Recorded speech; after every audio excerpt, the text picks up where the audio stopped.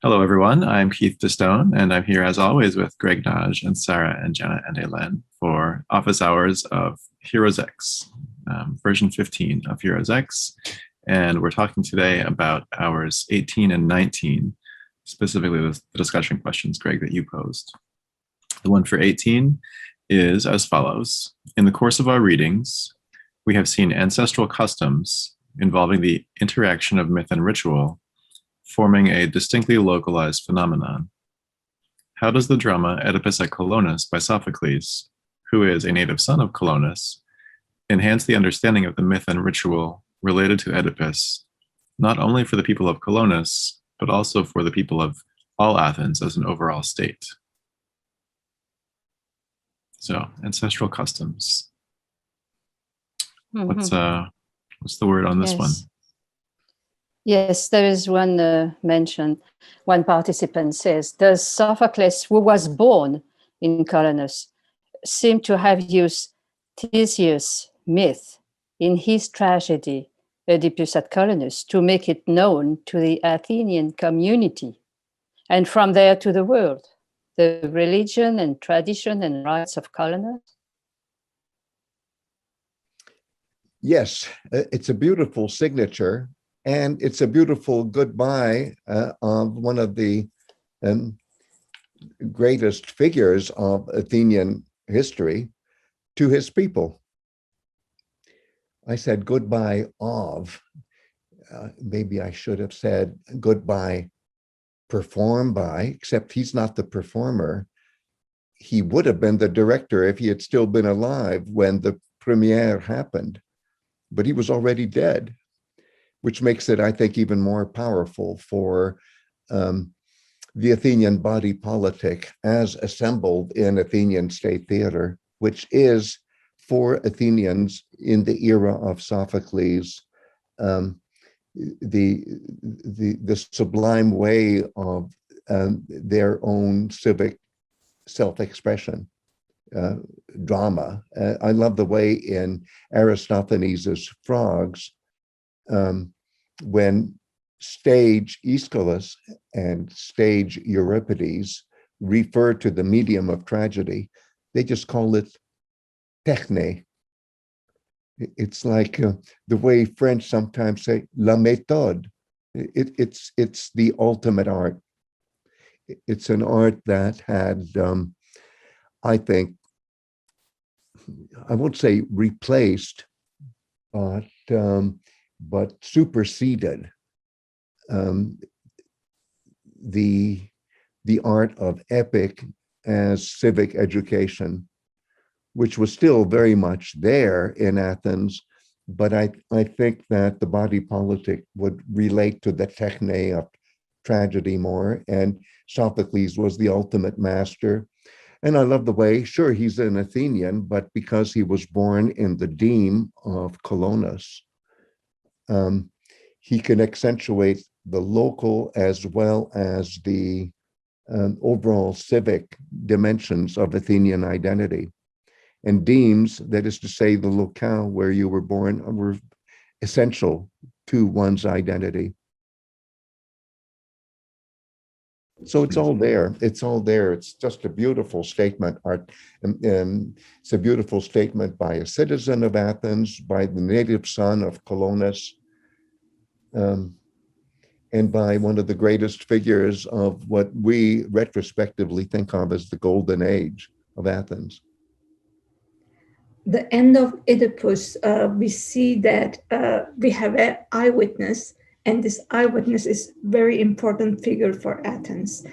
And we know some part of the transition from one to where we really don't know, but there is some transition.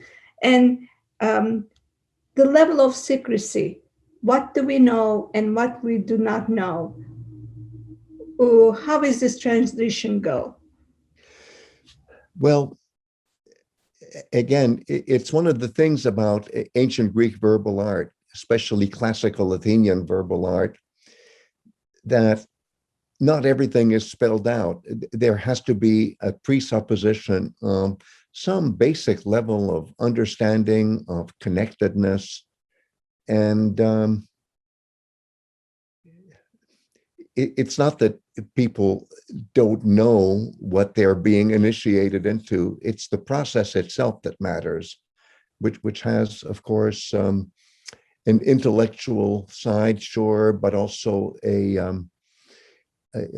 moral side and an emotional side, and it's all there.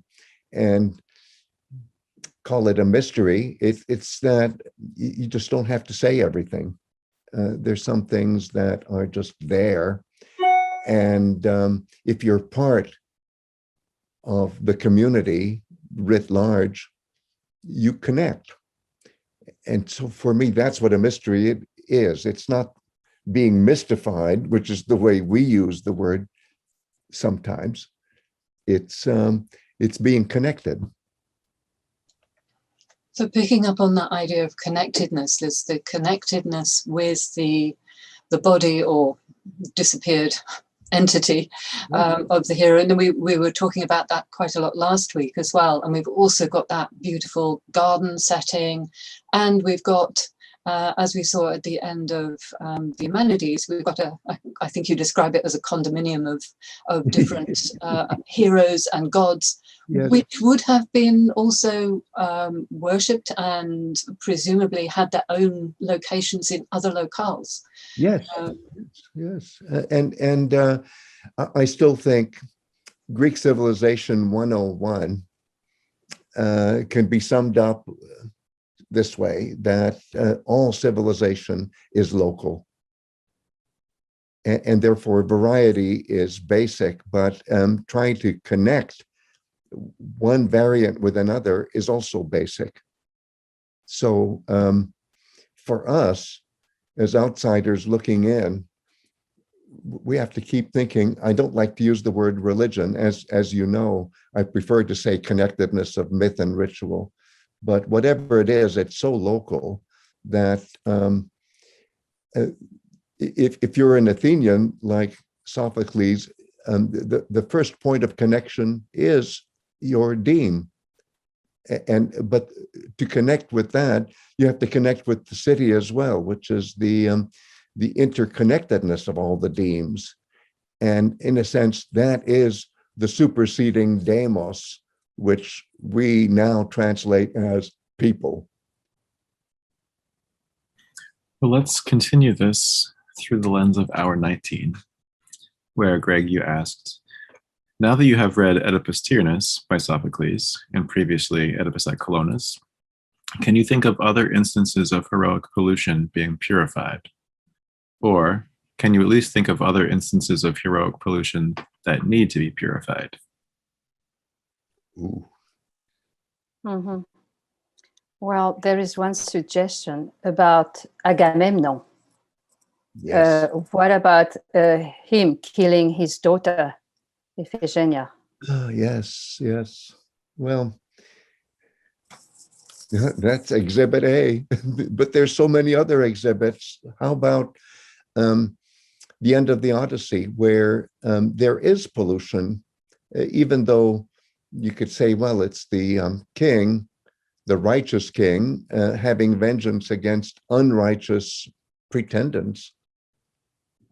I gather that must be it. Yes, and yet even Odysseus has to fumigate the place, and I think that's a symbol for how, in general, there are certain levels of violence in the heroic world that have to be processed. Yes, there has to be a retelling, there has to be a reliving, but there's a process of purifying. And if you're Aristotle and you're putting on your hat as a biologist, you can say purging, fine.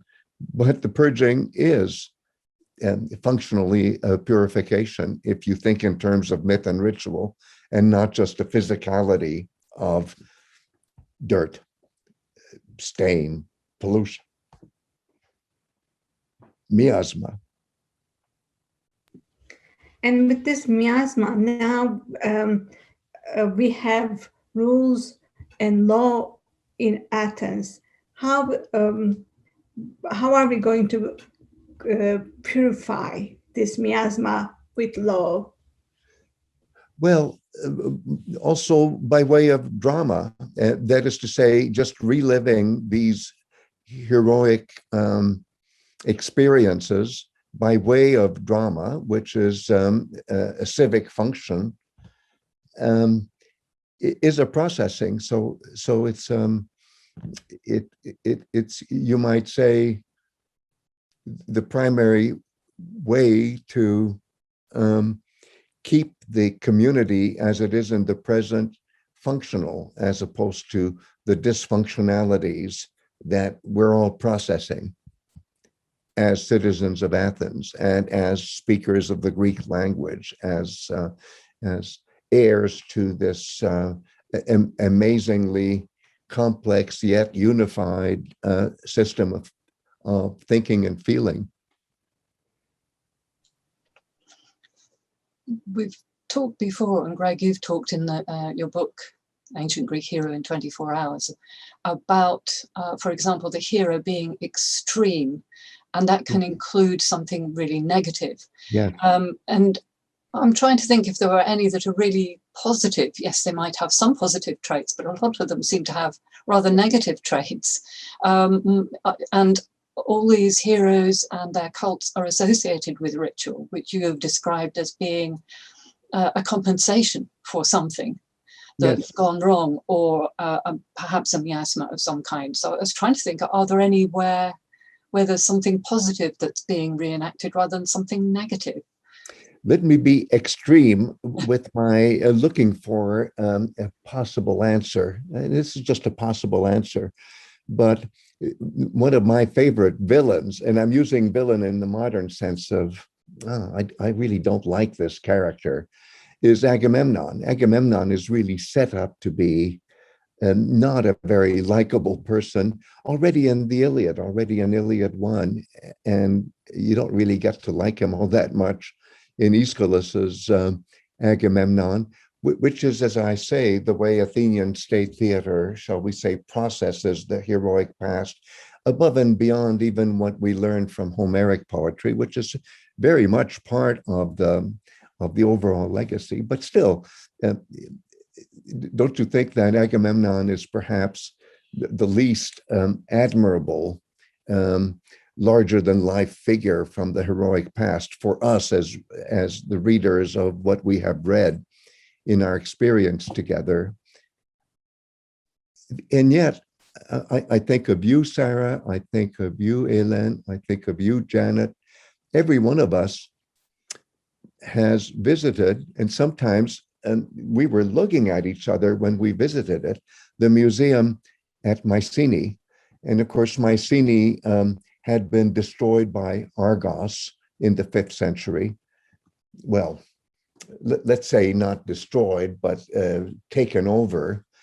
And you'll all remember, and Keith, you will remember too, how there is an inscription honoring Agamemnon as a cult hero in a votive object, written on a votive object that is on display in the museum from the archaic period, or at least the mentality can be dated back to the archaic period. Even the pre-classical period is what I mean by archaic. And so people were worshiping Agamemnon as a cult hero. It's a fact of history.